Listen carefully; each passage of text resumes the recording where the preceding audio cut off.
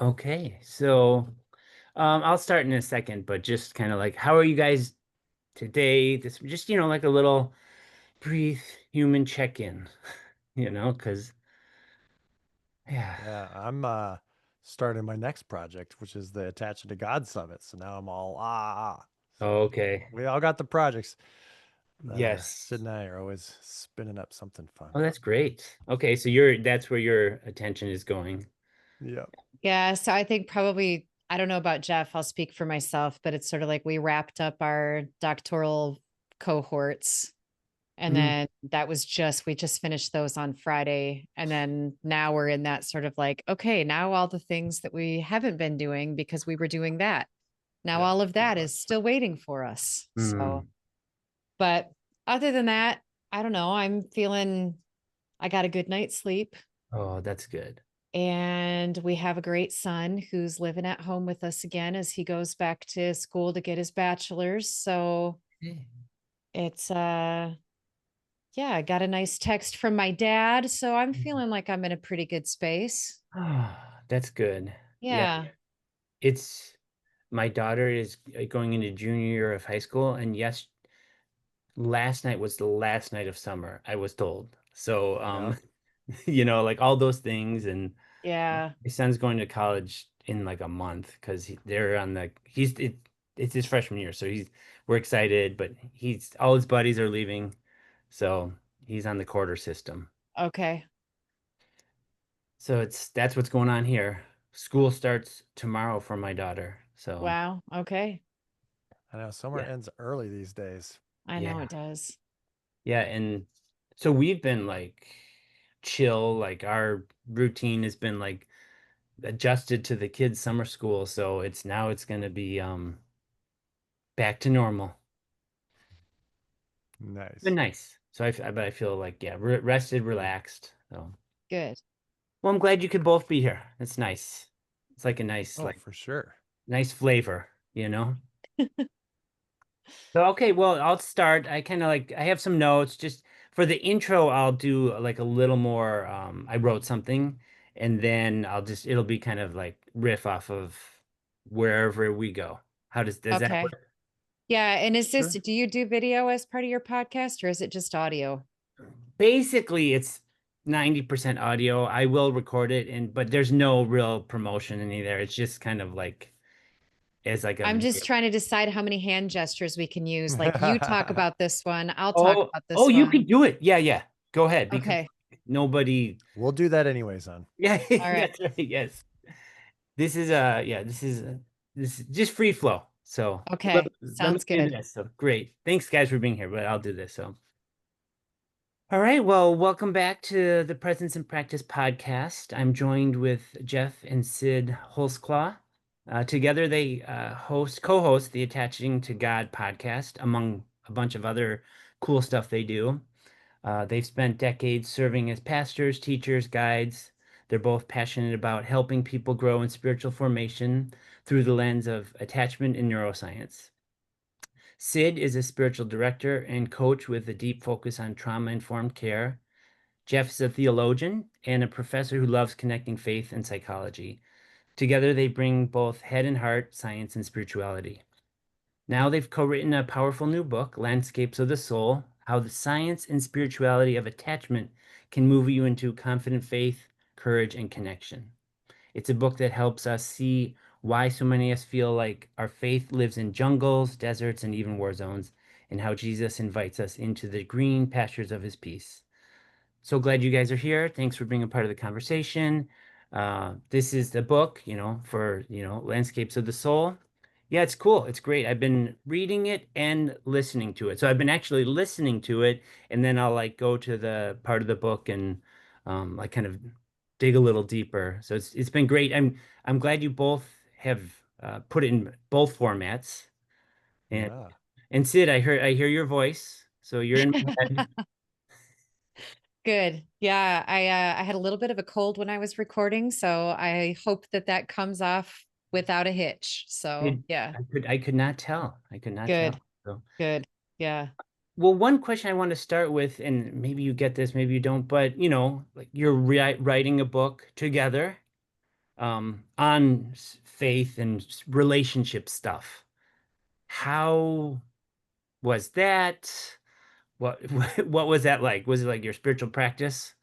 Uh, Well, that we it's were just thinking about that a couple weeks ago, right? Sid, why don't you share kind of the how yeah, it's interesting writing because this is practice the was? second book we've written together. And the first book, I would say, was actually a lot easier for us to write because both of us were a little bit more willing to be in our sort of um, not so integrated silos. So Jeff Right. provided like the outline and the skeleton and the more like theological heavy lifting because he was teaching a lot of the content in his systematic theology courses. And I was really filling in all of the stories and the, the illustrations and the metaphors. And that was the way that we worked really well together on the first book. Well, the second book, and so I was, leaning on my social and emotional engagement tools and the way that I like read people and all those sort of emotional processing tools. And Jeff was really using all those logical linear patterns, generalizations. And so that worked really well when we sort of stayed in our lanes, I would say. Yeah. But then with this book, we've both done a lot of work regarding our own attachments and, learning how to become more securely attached Mm. to God and to each other, and integrating our own integrating what had been disintegrated in the ways that we had developed our strategies. And so I've been working at developing my logical linear tools and my, patterns and generalizations. And Jeff has been working at developing his emotional and attunement tools.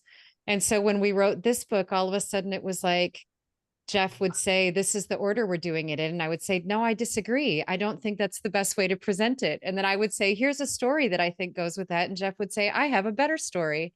And so as we've actually become more integrated and whole, the writing process is actually a little more challenging. More messy, huh? Yeah.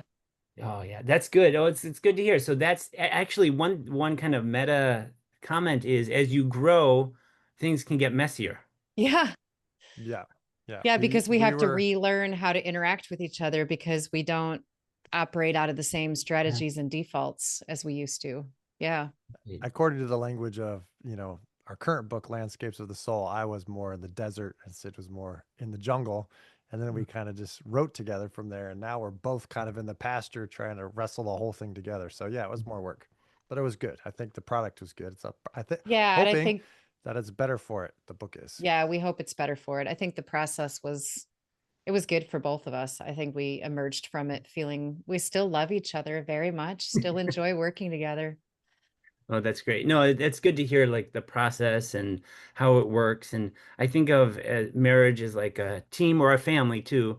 You're a team and you have strengths and weaknesses and you can cover for each other. But now as you grow, you can cover more ground in a sense, Hmm. individually and as a couple.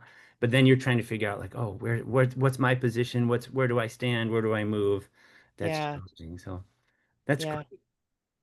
Any stories that come to your mind about when you think of at any point in your life, young to young adulthood, why this is so important to you?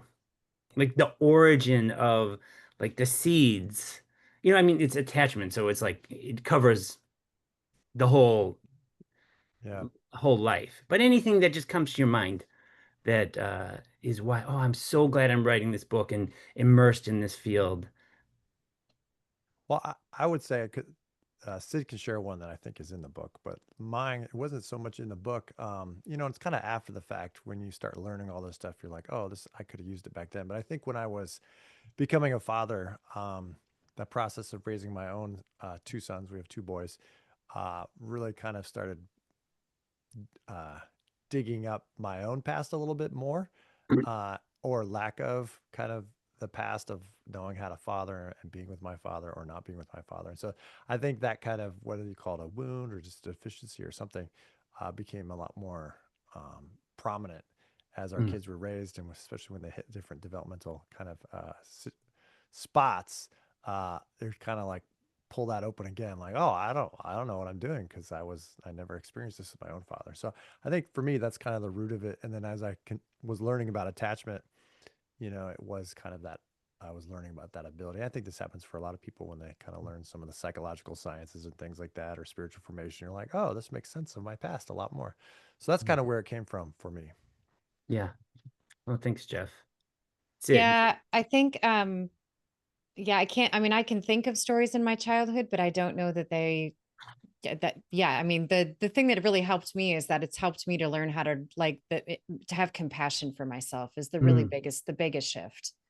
Is that, I spent so much of my young years and my early adult years just basically like getting upset with myself about what is my problem? Why do I keep mm, behaving this way? mhm, Why do I keep thinking this way? Why do I keep, sabotaging my relationships? Why do I keep, why do I have all these issues all the time? mhm, And feeling like I must be doing something wrong. It must be all about me. I'm smart. Why can't I figure this out? Right. mhm. And it wasn't until I started learning about attachment and about the way that, early experiences really do live in our bodies, and we really do develop strategies to be able to survive and to cope with, the environments that we grew up in. And my history includes some early, significant losses and some, somewhat traumatic experiences. And so really having no awareness of that, I didn't understand why I kept employing these strategies even when I didn't necessarily need them. And it Right. wasn't until I started learning all of that that I went, oh, now I make sense. And Mm, now mm, when I look back at all of those stories and all of those relationships I sabotaged and all of those weird decisions that I made, they all make sense to me because I mm, was living out of a protection strategy that I had developed at a really young age. mhm, And then once I became aware of that, then it was like, oh, now I have the freedom to recognize that that's a strategy, and a strategy can be changed. mm, And I can pause and I can go, okay, this is my default. This is the strategy I want to use right now because this is the instinct. But stop, take a look at the situation, assess the environment. Who are these people? mm, Oh, maybe I don't need that strategy. Maybe I can mm. do something different. That's good. And that kind of dovetails into like what are the strategies that, the attachment science talks about. And I mean, I like the metaphors because it's easy to grasp. Uh, and then I don't know where to ask the two components that create those strategies or those environments. So I don't know how either of you want to answer first and chime in. Feel free to. It's okay if it's messy. Go whoever wants to go. Well, why don't I- we do the intimacy and independence stuff first? Because that'll Yeah. lay the groundwork. Cyd, do you want to jump in and do that? Sure. I'll talk about one and you talk about the other. How about that? Perfect. All right. So in attachment, there's this, in your early relationship with your caregivers, there's this dynamic of, well, first the joyful foundation, right? Joy is the most important bedrock of secure attachment.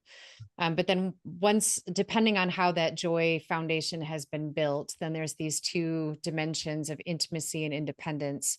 And we're designed to be able to have equal capacity for both. Mhm. And so if you've ever heard of the circle of security, that's a attachment language of like a caregiver is designed to be the person that a child can come to and seek connection and comfort, especially when they've done something out in the world and they're confused or hurt or something has gone wrong. They can come back to the parent for comfort and for connection. And that's that intimacy capacity.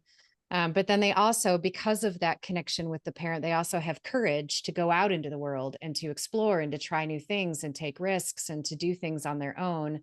And that's that dimension of independence. And God actually designed us to be able to have both. He invites us into his family. We have intimacy with God, but then we also have this sort of independence because we are sent, just like Jesus sent his disciples to go and do, and to be in the world. And so that independence and intimacy are both the capacities that we are designed to have in equal measure if we are securely attached. And I ended up talking about both of those dimensions, Jeff. So now you talk about how they play together in Well, making the landscapes. yeah. Well, we talk about in the book how, kids are like scientists. We run experiments, Mm, we gather data, we create models for how the world works, people, ourselves, the physical world. All right. And then we kind of start interacting with it. So as little scientists, we're running experiments along those two kind of capacities or dimensions. One of intimacy is how do relationships work? And then the other one is like independence, which is what kind of independence do I have in the midst of those relationships? What kind of causal effects exist in the world when you know, when I smash my brother's Lego set? What kind of reaction will I get? Right? Mhm. It will be shock and surprise. Will they? So we're running all these experiments. We're getting all this data, and then depending on our caregiving environments, we might get different data. And so then we create different mental models, and those mental models, that's the fancy speak, become these things called like landscapes. So if we have uh, a caregiving environment that is pretty inconsistent, that sometimes they're really attuned to us, they're very attentive to our needs, they respond in a timely fashion, but then other times they seem to disappear, or they're really harsh with us. They're angry and we don't know why. We get these like uh, approach and avoid. We want to go toward them, but then we want to leave, or we're not sure when to jump in. And so that inconsistent caregiving makes a child kind of um, hyper focus, or become hyper vigilant around relationships, around intimacy. And so they grow really strong with those social emotional skills, but then they kind of start getting weak on the independent skills. They become enmeshed in their relationships, or sometimes codependent or something like that. And that's where the jungle kind of comes from. And so if you think of a jungle, it's a place where the highs are really high and the waterfalls are amazing and the butterflies and the monkeys and all the things are like, everything's amazing. Oh my gosh. But then, something could kill you. You could slip and fall down a ravine. There could be a poisonous snake. Like you could lose your footing. It could rain really bad and now you're soaked, right? You never know kind of what's coming. And so relationships in the jungle can kind of be like this. So there's a lot of like stored up anxiety that happens when we live kind of in that landscape of a jungle. And then, of course, we do project that to God. So, do you want to jump in and do the desert? Sure. So Hand it off. the jungle landscape is really a prioritization of intimacy at the expense of the independence. And then the desert is sort of the flip side of that, which is, the kind of caregiving environment there is that you might have a parent who takes care of all of your physical needs, maybe like you get fed, you get driven to soccer practice, all of your clothes are clean and all of that. You have a shelter over your head, but there's not really a connection on like an emotional level. So like if you have emotions, your parents either don't seem interested, or they're actively saying there's really not a place for that here. We don't talk about that, or you can, go to your room until you feel better, or whatever those things are. And so that dismissal or that avoidance of emotions then creates a climate where you kind of in this place of like, well, clearly this isn't really that valuable, or it doesn't really matter in relationship. And so therefore I'm not going to pay that much attention to how I feel and to what my emotions are, because it's not welcome in these relationships. And so over time, you actually start to lose the ability to pay attention to your emotions and how you feel. And so you end up really depending on what are the rules that I need to follow in order to stay connected? What are the patterns here? And as long as I follow the rules and I follow the patterns and I, perform well and I stay in the what's expected of me, that's where I get my connection from. And so that is this over reliance on independence of it's up to me to make sure that I do what's needed to be able to stay in a place that's, acceptable to the people that I want to connect with. And all that emotional stuff, I'm just going to ignore and not really pay attention to. So that's a prioritization of the independence at the expense of the intimacy. Mm. That's good. So those are the first two you guys cover, the Mm-hmm. jungle and the desert. Right. Probably the most that covers probably most of us. Yeah. Right. Yeah. Well, yeah, most of us. I mean, some of us might have a little bit of pasture in there too, right? And the Right, right. pasture is secure attachment, where those are integrated, and that's where you're in a caregiving environment where you're experiencing that circle of security that I talked about, where you're really close and intimate with your parent, but you also have the courage to go out and do, and your parent isn't threatened by that. And Mhm. you feel like you have what it takes to go and do that. And then the fourth one would be what we call the war zone, which is where you have an environment where the people that you need to be connected to are also actively harming or or extremely neglecting. Mhm. And so that caregiving environment is that you actually have to move toward the people that you know are going to cause you pain. And so there's always this conflict Mhm. of, I need connection, but I know the connection is going to hurt. And so it's always sort of having to move against your own instincts and impulses to protect yourself. But part of your protection is, I need this person. Mhm. And so that can just create this conflicted attachment in the war zone. And as I listen, I mean, I studied this too, and I love the way you guys present it. I'm thinking as a listener, okay, so some of these are bad and one is good, right? I mean, that's kind of, I'm like, oh, I'm a listener. Okay, I'm in a bad one. This is not a good situation. It's But this. the one you're in makes sense, right? And that's what I think is just so Mhm. wonderful to look at it in this way when you think about survival strategies, is that part of God's good design for us is that he made us with the ability to adapt to the environment that we're in Mhm. such a way that we get to where we are today. I mean, Mhm. you can look at where you are and you could say, oh no, I'm in a jungle. That's bad. But you could also say, oh, wow, I'm in a jungle. I learned how to survive and I learned the skills and the strategies that I needed. Wow, that's amazing.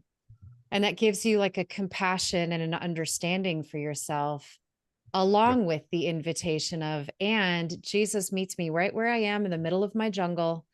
And he wants to invite me into the pasture, into further and Yeah. deeper into that secure attachment and into that place of provision and peace where I know that I lack nothing. Right. What we've heard, and Cyd was pretty instrumental in this, is like we try to really build a lot of hope into it. What we've Yeah. heard from therapists and clients who have done a lot of reading and attachment is they kind of react like maybe what you did, John, a little bit, which is like, oh no, I'm so broken, or I feel so ashamed, and I'm stuck. Um, and that somewhat comes from the language of like, well, some people are anxious and other people are avoidant, right? And then Mhm.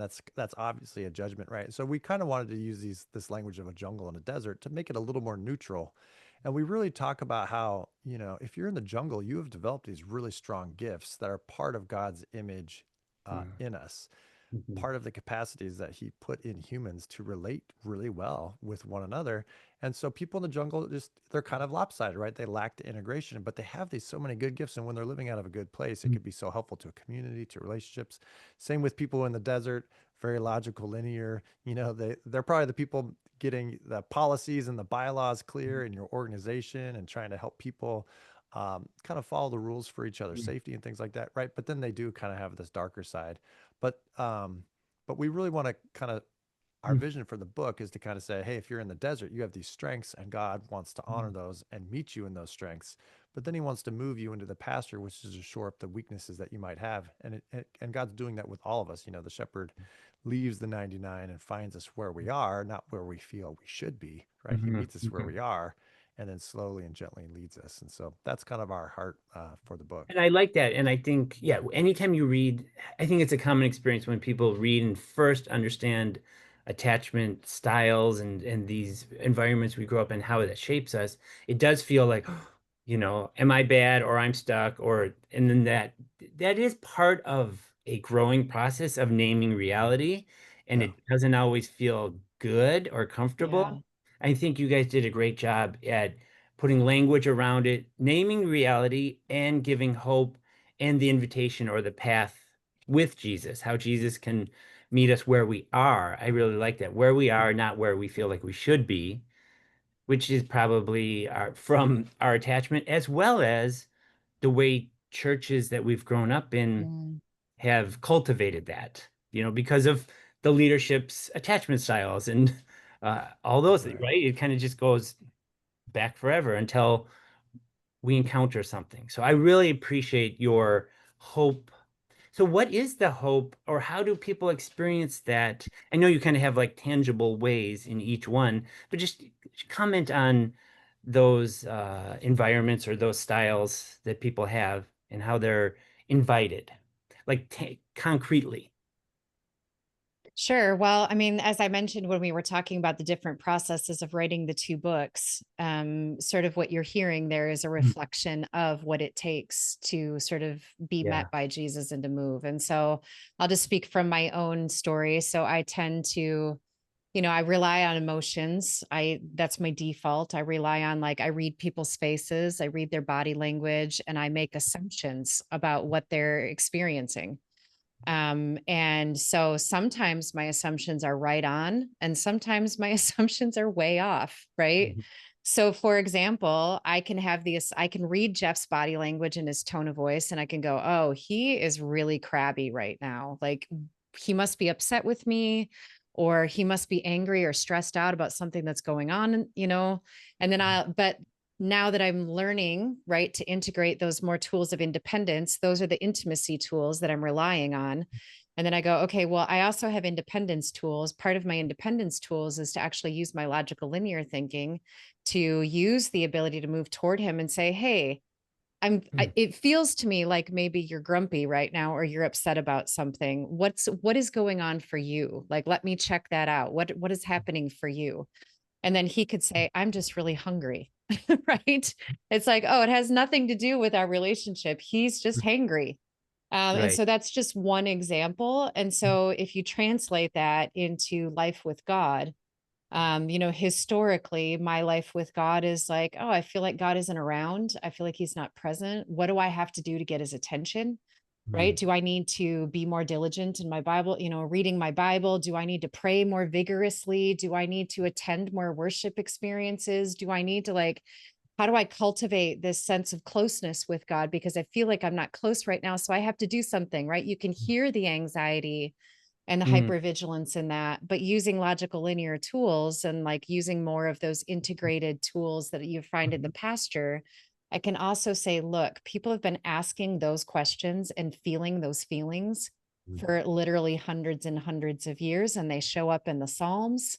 And Mhm. in the Psalms and all over scripture, I can see that people always return to, it feels like you've left me, but I know you haven't, right? Mhm. And God always making these promises of, I will be with you. I go before you. I will never leave you or forsake you. And so when I have those feelings in my relationship with God, I can say, okay, this is what I'm feeling like I'm reading in the relationship. But now, how can I use this integration that I'm learning of these other strategies to say, but what do I know to be true? How can I Mhm. rely on those logical linear tools? And how can I, receive this book of love that I have in front of me all the time Mhm. and actually see who God really is and remind myself of that? Mm. Mm. And the desert, the work for someone in the desert is really kind of the opposite. And so we say in the book that someone in the jungle. So I don't like spiders, right? So I'm freaked out about spiders all the time. So if, like, my collar rubs me the wrong way, then I jump because I'm convinced a spider has, like, leapt from the ceiling down my shirt, right? So we talk about how someone in the jungle can hallucinate distance in a relationship. They're hallucinating these kind of Mm. breaks in the relationship that Mm. aren't there. The opposite is true for someone in the desert. They are actually blind to the connections that are in their life. Is they feel further away from people than they really are. So while, people in the jungle might hallucinate things, people in the desert are blind to the relationship. And so that happens Mm. um, kind of in not knowing. So, with our romantic relationships or with children or something like that, right? I Mm. can, I can not realize that Cyd's trying to offer me support or care um, Mm. by being close to me or by being available to me or asking me how I am. Mm. And then I just kind of push them away. Or I assume that God is further away than he is. And that, and maybe I don't care so much about that, right? I'm just like, Mm. oh, there's distance. We're good. There's a good buffer here between God and I. And so I like, we haven't kind of used this language as much, but I liked what Cyd said is that, like, if someone in the jungle, it's like, oh, I feel this, but I have to remind myself what I Mm. know. It's Mhm. kind of the opposite for someone in the desert because they could say, like, oh, I know all these things about God, but I also need to learn how to feel those things. And Mhm. sometimes that starts with learning how to feel that I'm incongruent with the things I know. Like, maybe I'm sadder than I feel like I should be, or maybe I'm more anxious about a reality than I want to be, right? And learning to be okay with that. Like, those feelings are a part of what's happening, and I need to stop avoiding them. I can't just be like, I know this is true. I know this is true. I know this is nothing to be worried about. It used to work out great when I used to tell Cyd just to stop worrying about things. Right? Right, Cyd? That worked out great for us. Absolutely. Yeah. Yeah, Everybody that was loves that, you know? yeah, yeah, yeah. That worked. Yeah, that was terrible, right? Um, we Well, and talk about how that's where we came up with the statement of like, technically, you're right. I have nothing to worry about. yes, Relationally, you are wrong. Like, just like, Right. so Jeff is technically right, but relationally wrong. And that a lot really of the time. helps with like, yeah, he has the facts, he Yes, has the right, right. information, but that's not what I'm looking for. Right. Right. That's where, and Jeff, I mean, what both of you said. Jeff, you said those in the jungle hallucinate distance. Hmm. I can relate to that. That's more my style. And then the desert, they're blind to To some connection. relational field Yeah. almost. Mm-hmm. Right. Even into themselves. You're saying Right. Right. it might be sad, they're blind to that. So that's actually like a helpful So metaphor So to I have a story identify. about that. So I was kind of blind to my own emotions. I had a bad back injury when I was young, in high school, and I started playing guitar as part of that because I wasn't running around, and all the Mm. people in our youth group, they would play like the honky tonk blues, like Chicago blues, and I'm learning all this kind of stuff and the minor scales. And the neuroscience says minor scales actually activates the relational, social, emotional, like right side of your brain, right Hmm. hemisphere, a little bit more. Um, and and so what I found, I was probably after 10 years of playing guitar, I find myself sitting on the front porch. Um, all the kids, Cyd, they're all in bed. I'm staying up late and I'm noodling around on my guitar on the front porch playing the blues. I'm playing some sad notes. And all of a sudden I realize I only do this when I'm sad. Like I was doing music therapy to myself before Yes. I had that language because I didn't, Mhm. I was blind even to my own emotions, but I kind of had this musical way that Mhm. was like seeping out between the conscious cracks where it's like, oh, when I don't know what to do with myself and I'm a little frustrated, but I never put the word sad around it, or I'm a little antsy about who knows what, but I'd never put sad around it. I would play the guitar when no one's around and just kind of play these sad notes. And I was probably like almost 30 when I finally figured out I play the guitar like this when I'm sad. Now I should go probably talk to someone about it, which is what I started doing. But that was that blindness that I had even to my own emotions, and of course I had that same blindness to connections with others also. That's really interesting. It's something I've been thinking about. You displayed it beautifully. Because especially like in therapy or just in relationships, thinkers, people who identify as like thinker types, I think their premise is that humans are thinking people they have feelings. Mhm. But Antonio Damasio, he says actually we're feeling beings who think. And Mhm. that you're like more on the thinker side, you Yep. were blind to this large feeling realm that was guiding your behavior until you realized it. That's a really cool way of realizing it, and actually like very therapeutic too. So I like your story, and it kind of embodies. We have to be in tune with the emotions because they give us so much data. If you want to use thinking language, our Right. emotions give us so much data that's so valuable and can lead us into like greater wisdom towards the life we want. Uh, Mm-hmm. There's Absolutely. I want to ask, there's kind of two areas of questions. I'll ask this one. When you're kind of talking about these different styles and different life experiences, I'm thinking about church leadership or how a church is formed, who's typically in leadership and who's typically doing different things, service, if you will. Those are two. What have you guys found? I mean, I'm not trying not to lead it too much, but I mean, I think we've all been in church leadership and you kind of see it, right? So just can you comment on that in a way that I don't know if there's a prophetic word that needs to be said, or I think you're leading us right into the next book we really would like to write. But I think the core of like our heart and kind of the ministry that we're doing with the Center for Embodied Faith and the people we're Mhm. working with is really our heart is to have something like if we could help pastors minister out of a secure attachment with God so that they could cultivate environments of the pasture, um, that would help a lot, right?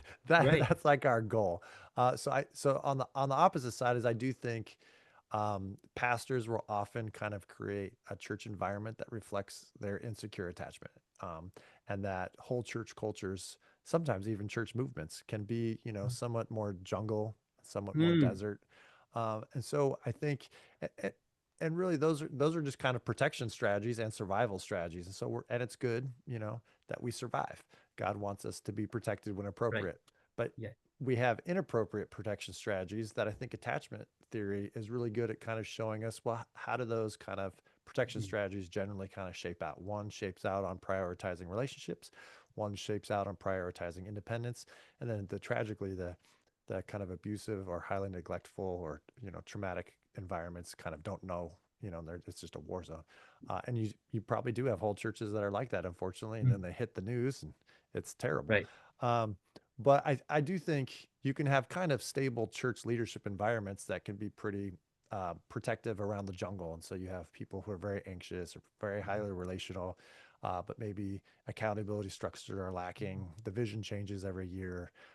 Kind of the main purpose why we do what we do is kind of always shifting, but the leader's kind of the one always spinning all the plates or something like that. And then maybe you could have a desert system. And I'd love to hear your thoughts too, Sid, about this. That's like very top down, very structured. Maybe the vision, is laid out every year. Mm, You stick to it. But things can be kind of dry. Relationships are not very strong. mm, Maybe so. Um, and it's very kind of like heady or maybe doctrinally driven, mm, maybe personality or something like that. These things, as you move from an individual to a organizational system, of course, they get a little more complicated. But I do think that those things happen. And yeah, our hope is that we could start slowly, shifting to have churches that are filled with love and secure mm. attachment with God. And yeah, that's our hope. What do you think, Sid? What's your prophetic word there?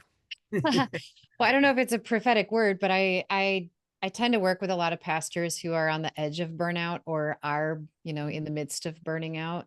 Um, and that's a lot of my spiritual direction work. And so I think what I see is, I think pastors from any landscape end up becoming pastors. And I think part of, but then we end up seeing different characteristics of their ministry. So, Mm, I would say a pastor who finds themselves in the jungle is more likely to burn out and grow exhausted because they're trying so hard to keep all the relationships happy. And so, because it causes so much anxiety when mm, someone is upset or people aren't, if there's conflict or things aren't going well. And so there's so much energy spent on sort of managing the emotions of others and managing the emotional climate of the community that there comes a point where they kind of go, I can't do this anymore. Like I'm so exhausted. Then on the other side, I think a pastor who finds themselves in the desert would be more likely to burn out because it's like they've just been blind to their own feelings for so long, that, trying to stay on that sort of like, but this is the way forward. This is what we have to do. This is what's right. It doesn't matter how I feel, or I don't know how I feel, and then that generally more likely will end up being like somehow there's some sort of event or something that just sort of like makes mm, all those emotions undeniable anymore. mm, And so those are sort of the patterns that I see. I think in both places, there's something that emerges all of a sudden where it's like, I can't hold it together. I can't pretend. I can't hide. And now all of a sudden it feels like a total breakdown. But I think it could possibly be like the best thing for it sounds horrible. I don't want anybody to get to that point, but when you do get to that point, I mm, think it's a beautiful moment mm, of now you're primed and ready for, reorganizing and re-strategizing and being invited into the pasture in a new way that maybe you didn't realize you needed before. mm. That's great. Yeah, thanks for kind of sharing the contours of what church leadership looks like, and then how people come to the realization of, oh, here are these protection strategies that Mhm. are working or not working. Yeah.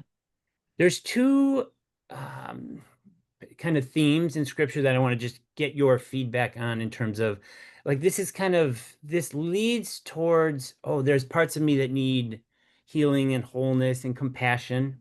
I'm in total agreement.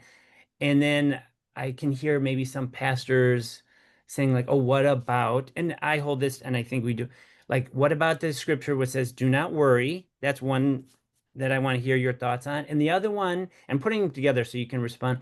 The other one is about forgiveness, because I think those are two realms that people and there's lots, but struggle with like, oh, I don't want to worry. Jesus says don't worry. And then I want to forgive. I don't want to forgive. How can I forgive? So probably each one of those could be their own podcast, but I think they I'll could. put I'll put them out there because I'm sensing this inner, if I think of people, tension of like, oh, healing, therapeutic, formation, and then like, what about what Jesus said and the kind of people we're supposed to become? Well, which one do you want to take, Cyd? I'll try forgiveness, and I'll let Perfect. you try out worry. So, you're catching us on the spot here. So It's please, great. I love it. I'm a verbal processor, so I don't always like, Process of, but as I'm thinking about this, I think because I do a lot of forgiveness work, especially because I'm working with a lot of pastors or people who have experienced really difficult things in their life. And so I think forgiveness, yes, we are commanded to forgive, right? That is clear. There's no way around it. Um, and I think it's probably one of the hardest things we're asked to do as followers of Jesus. And so there's a both and. Yes, it's a command. Yes, it's something we have to do. And I it's really hard. can Yeah. I pause just for because this thought popped in my head and I wanted to ask you your thoughts because I think it's our commands healing. Our Well, commands healing, like when Jesus commands something, like tells us we need to do something. Yeah, yeah. Just like Jesus said, do this. Is that towards well, healing, I so would say absolutely. right? I I would put it back earlier. We were talking about, well, how do kids get these like relational environments that they inhabit? Well, they're running experiments, and they're gathering information. And so I think a lot of the commands that we get from Jesus, or the call to follow me, or the call to have faith, is really kind of like Jesus saying, "Hey, run new attachment experiments around me, not around those insecure or sinful, Mhm, or humans." Uh, mhm, let's start that process over. And I think that's part of what it is to become children, right? And so yeah. Jesus calls us to become little children again. So we're running new attachment experiments. And so that those commandments, it's less than, although I think there's an aspect of like, this is what's right and wrong, this is what's good and bad, right? So, but we're not performing to be in the family, but he's giving us a command so that we would learn how to be in the family, and we'd start collecting new Mm, data. And I think because you get the really harsh one, which is like, love your enemy. Like, that's mm, really hard to do, right? mm, He gives us so many other things to do that kind of back up that, yeah. well, how about if you just start with praying for your enemies, and maybe, and then Mm. back up before that with, so, I anyways, so go. running commands are running new attachment experiments towards healing wholeness, I to think so. life that's good and beautiful and true. Yeah, absolutely. Yeah.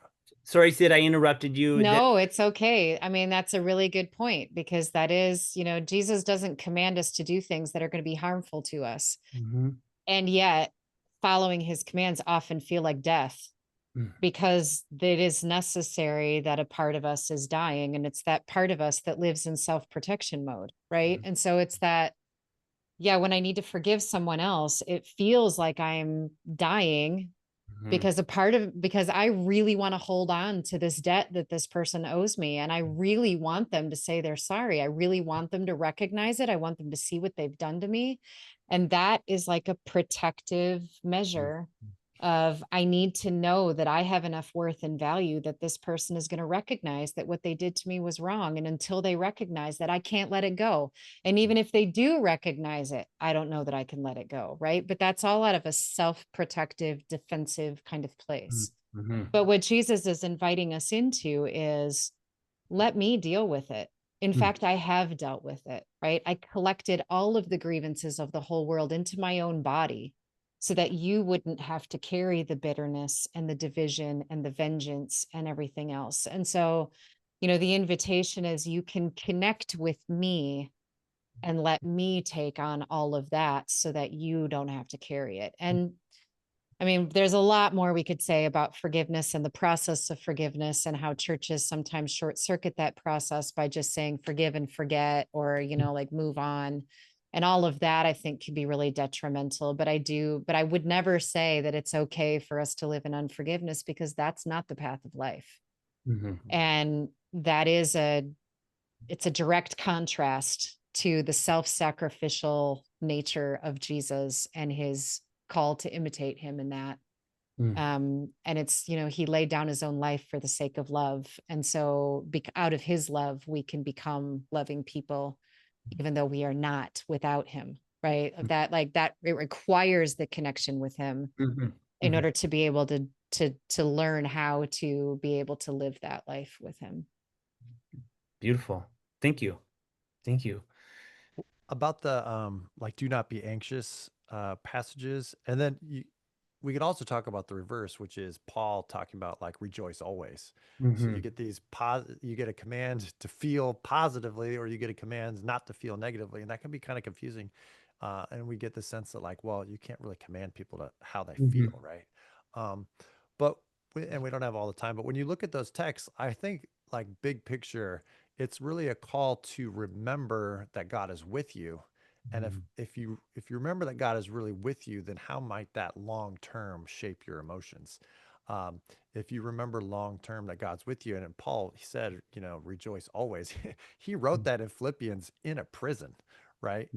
So it's not like he's a stranger to grief or Mhm. the path of sorrows or trauma, right? And Mhm. so, but he's encouraging the Philippians to remember that the Lord is near, and when I remember that, then I can rejoice in all things. And I think Jesus does that in the reverse, where he says, "Do not be anxious." It's because the Father in heaven knows you, sees you, understands what you're going through, and if you're attached to the Father who loves us, Mhm. then Yeah. those over time, those anxieties can start slipping away. It's kind of, I think, the goal Mm. of those kind of commanding things. It's not just like um, ignore your emotions, but it is to tend to it and see if long term that Mm. joy could be more present and that anxiety can be less present over time as we move toward that secure attachment. Yeah, Thank you. because those anxieties are again flipping back into the need to protect myself, right? Anxiety is really like I need to manage my own life. And that's really what an anxiety is all about, is like it's all up to me. I'm the only one who Mhm. can do anything about this. And I don't know what to do. Or, but that's where all that anxiety is. But when the connection is Mhm. there, then we can release that. I haven't looked at it. I was reading through some little small sermons by Soren Kierkegaard on the Sermon on the Mount, and he talks about those passages. Mm. And I have to follow up on it, but he pays attention to Jesus saying, "Cast your cares Mhm. upon the one who cares for you." Mhm. Right, because the father, the way that it's about the birds of the air and the lily of the field and being Mm. clothed and being sheltered and being fed, and that I think there's something to that. I think that's an attachment verse that Yeah. I'm always on the lookout for these attachment verses.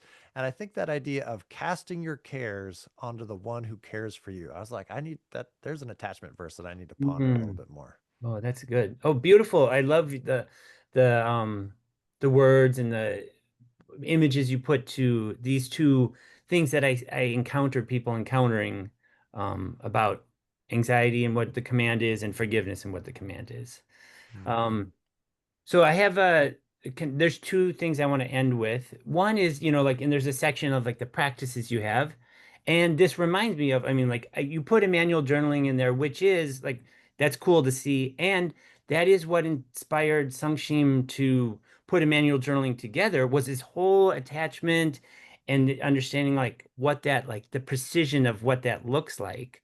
Have you seen people? I mean, what are some of the tools? And then even if you could just comment on, because I have you here, Emmanuel journaling and the role it's played in that healing of attachment.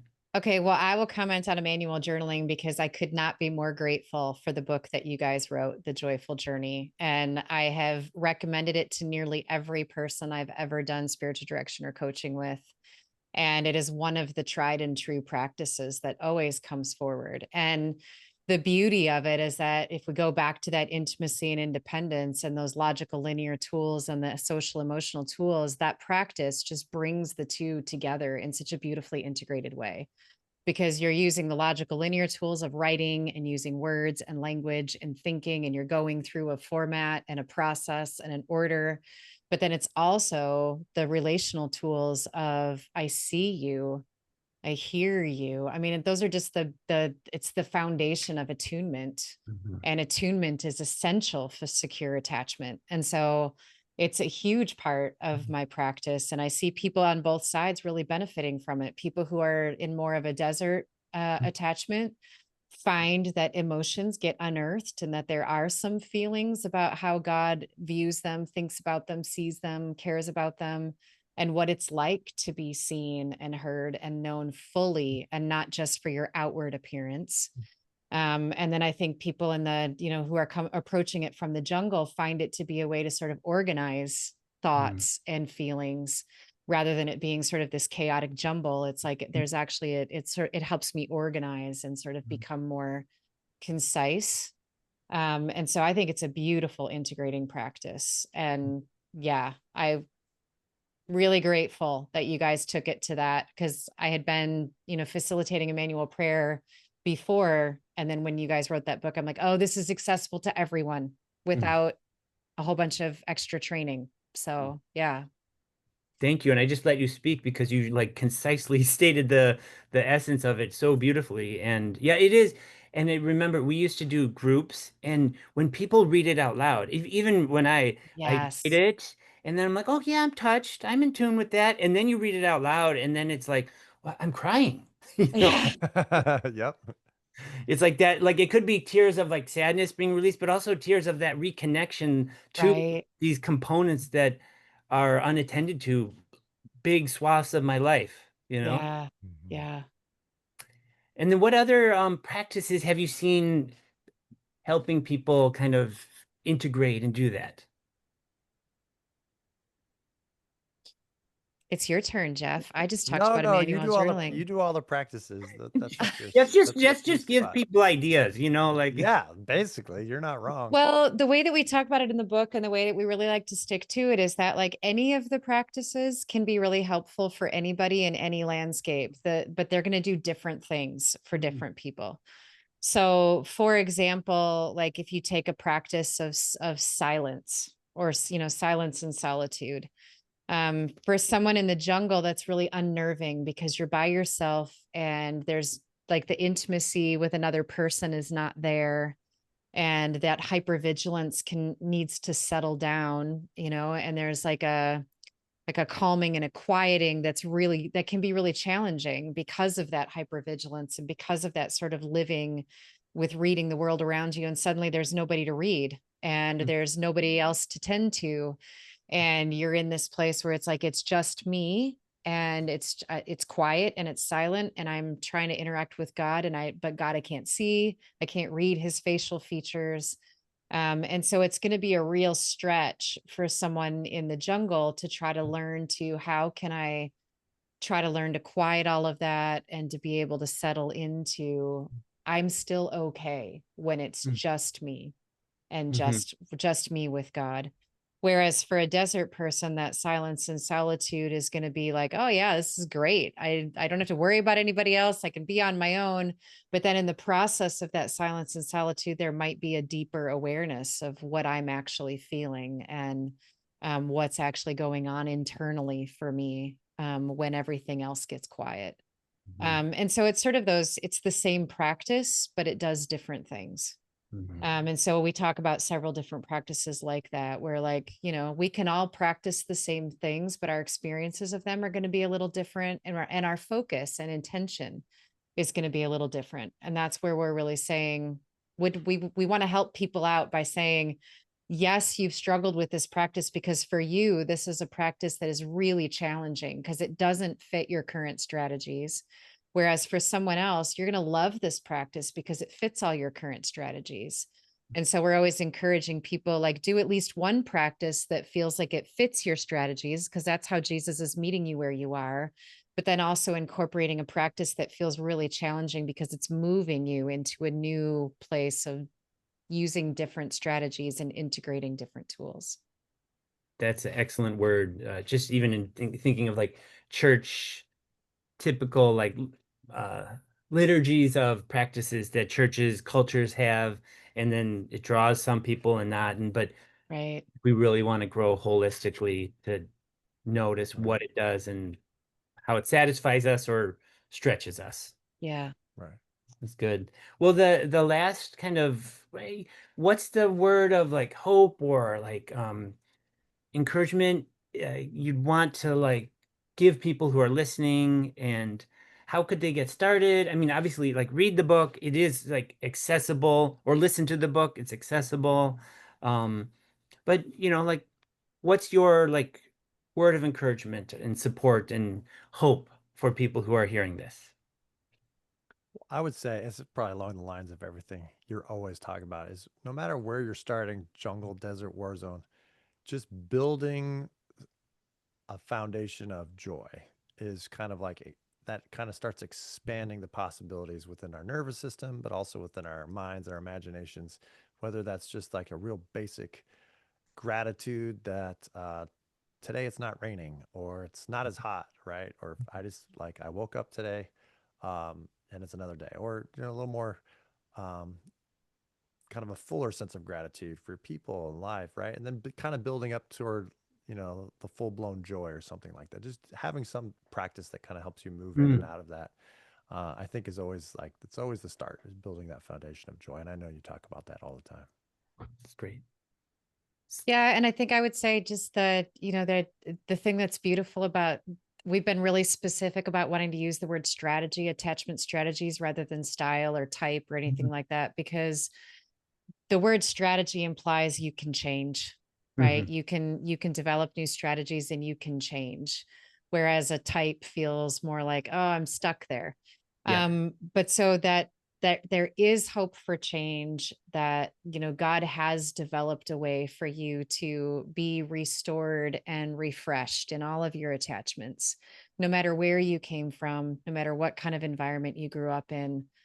God is inviting you into his family, into secure attachment, and offering you, beautiful work to do in the world. And so just that you don't have to stay stuck where you are, but you can also be kind to yourself because you're actually living in a place that makes sense. So, It's beautiful. Thank you so much for your time. I pray that people get to access this, the time you took to distill it in this forum. And if people are interested in, oh, I want to hear or learn more from Geoff and Cyd, where would we direct them? well, you can go to the Center for Embodied Faith, which is at embodiedfaith.life. And once there, you'll find we do a couple different kinds of cohorts. And then where, Geoff is about to do the big Attaching to God Summit again, which is, free for daily, for each day of the summit. Geoff, you want to say more about that? Yeah, that's coming up. That dives real deep into the intimacy and independence. If you go again to embodiedfaith.life, you can find kind of my writings on Substack. You can find our podcast. So that's all the things are there. And then, of course, buy the book or listen to it on Audible. Listen to Cyd. She can be in your head, Landscapes of the Soul. Yep. For those of you who are listening, Geoff is Geoff with a G, Geoff. We're very findable online. It's really easy to find us. Yes. Great. Well, I hope people experience this because I think it's great. And I can see myself sharing this with people and just telling people about, and then sharing this podcast. So thank you so much, you guys. I really appreciate you. Yeah, Yeah. thanks Thank for you. drawing out all this other stuff. That was a lot of Yeah. fun. Great. Thanks so much. Take care. All right.